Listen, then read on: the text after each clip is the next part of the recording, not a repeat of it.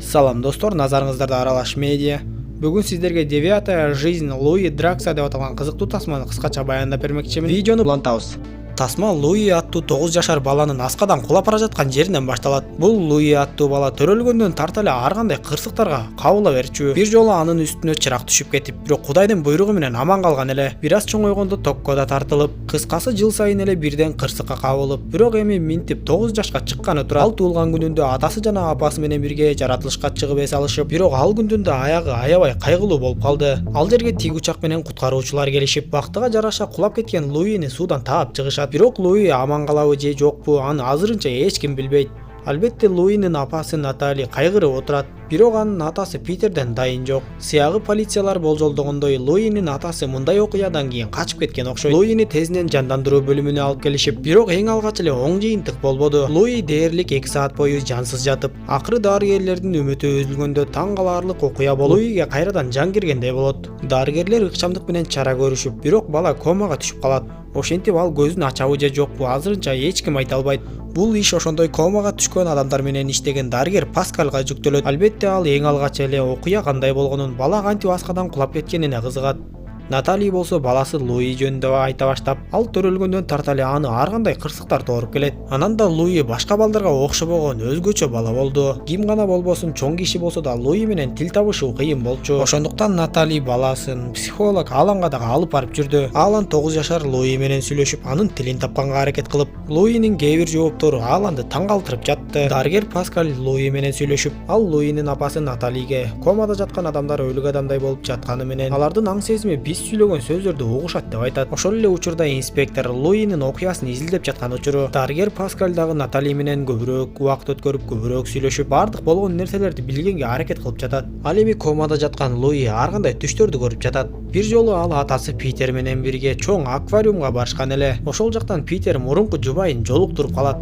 Ал азыр башка адам менен жашап жүргөн кез экен. Питер ал аял менен бир аз сүйлөшүүдөн кийин эле коштошушат. Кечинде Питер Луи менен сүйлөшүп, мурунку аялын жолуктургандыгы жөнүндө апасына айтпай эле коюуну суранат. Луи ага макул болот, бирок үйгө кайтып келгенден кийин эч жаман нерсе оюнда жок. Луи эң алгач эле апасы Наталиге атасы мурунку жубайын жолуктургандыгы жөнүндө айтып салат. Аны уккан Натали дагы болбогон нерсе үчүн эле күйөөсү Питер менен уруша баштайт. Ал эми психолог Алан Луинин психологиясын жакшы деңгээлде эле түшүнүп калды окшойт. Айта кетчү нерсе, Питер Луинин биологиялык атасы эмес. Ошондой болсо да Питер Луини өз баласындай жакшы көрүп мамиле кылчу. Дарыгер Паскал жубайы менен жүрүп, Наталиге жолугуп калып, жубайы менен тааныштырат. Натали менен Паскал күнүгө Луинин жанында жүрүшүп, күн сайын бири-бирине тартылып жакындап бараткандай. Натали Паскалга окуянын кандай болгонун айтып, алар Луинин туулган күнүндө жаратылышка чыгышканда Натали күйөөсү менен дагы бир болбогон нерсе үчүн урушуп калышып, алар Луини талашып жатып эле Луи аскадан кулап кеткенин айтат.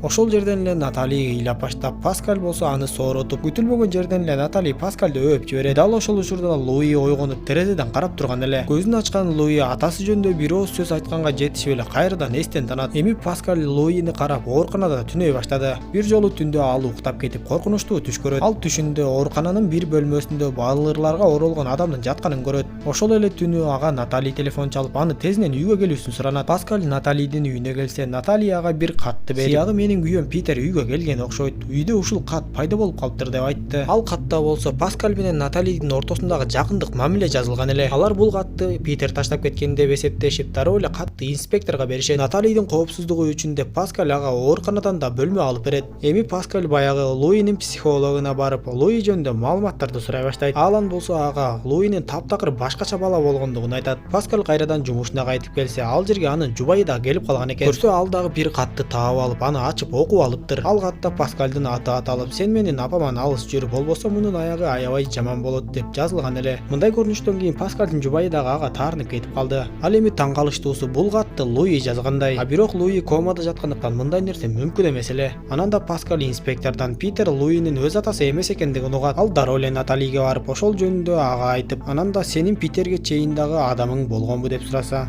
Натали болсо ага ооба деп жооп берет. А бирок кандай гана болбосун Паскал негедир эле Наталиге байланып калгандай. Ошондон кийин деле ал экөөнүн мамилеси күн сайын жакындап улана берди. Узак түндөрдө Луинин акыл эсинде ар кандай нерселер болуп жатты. Анын жанына бир балырларга оролгон адам келип, Луини өзү менен бирге ээрчитип жөнөдү. Күндөрдүн биринде дарыгер Паскалга Питердин апасы келип жолугуп, ал андан Луини көрүп алууну суранып, Паскал дагы андан ар кандай маалыматтарды сурап бөлмөсүндө отурганда, ал жерге инспектор келип, баласын аскадан кулатып жиберип качып жүрөт деп эсептеп жатышкан Питерди табышканын айтып, ал дагы дал эле ошол Луи кулап кеткен асканын түбүндө өлүк денеси табылганын апасына угузду. Ал эми Луи түшүндө жанагы адам менен бирге баягы кулап кеткен асканын тушуна келип, ал адам менин артыман секир деп аскадан секирип кеткенден кийин Луи дагы артынан секирет. Алар суудан чыгышып бир үңкүргө киришет. Жана ошол жерден биз ал балырларга оролгон адам Питердин жаны экенин түшүнөбүз. Питердин жансыз денеси дал ушул үңкүрдүн оозундагы суудан табылган эле. Ошол жерден Питер Луиге ал Луини канчалык жакшы көргөндүгүн айтат. Луи дагы Питерди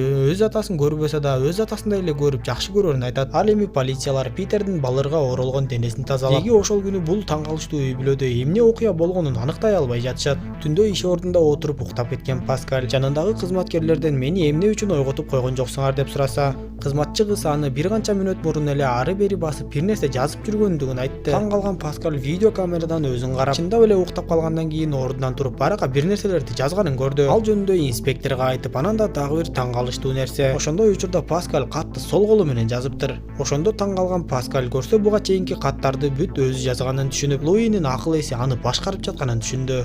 Ушундан кийин Паскаль дароо эле психолог Аланга барып, ал Луинин психологу болгондуктан мен аркылуу Луинин акыл эсине байланышып көрүңүз. Анын акыл эси чындап эле мени башкарып жатат. Эгер чындап эле анын акыл эси менен байланышууга мүмкүн болсо, бул инспектор үчүн дагы баардык маалыматтарды билип алганга жакшы мүмкүнчүлүк болот деп айтат. Алан ага макул болуп, камера алдында Паскальга өзүнүн гипноздук ишин баштайт. Эң алгачкы Паскаль жөн гана бир чекитке көңүл буруп, көзүн жумуп, психологдун айткандарын кыла баштайт. Психологдун бир топ сөздөрүнөн кийин Паскаль өзүн жоготуп, бир кезде психолог Луинин акыл эси менен байланышууга мүмкүн болот. Ошол кезден тарта Алан суроолорун бере баштап, ал эми Паскаль таптакыр эле башкача жооп бере баштады. Луи суроолорго дал ушундай жооп бергендиктен психолог аны таанып, ошол окуя болгон күнү эмне болгонун ачык айтып берүүнү суранды. Көрсө Луи ошол күнү атасы жана апасы менен отурганда, апасы Луиге таттууларды берип, ал ортодо Питер дагы таттууларды жейм десе, Натали ага такыр бербей коет. Ошонун айынан урушуп тартышып жатышып эле бир кезде кокустук болду айтып, Натали Питерди түртүп жиберип эле Питер кулап кетет. Аны көргөн Луи эмне кылаарын билбей эле апасы ага жакындаган сайын улам артка асканы көздөй баса берди. Мен 5 кадам артка жылып, 6-чы кадамды аттарды апам кыйкырып токтотуш керек эле. Бирок апам мени токтотподу. Мен ошондо баарын түшүндүм жана өлүмдү көздөй кеттим деп айтты. Дал ошол учурда Луинин жүрөгүнүн согушу токтоп, Паскаль баш болуп, дарыгерлер аны жандандырып жатышты.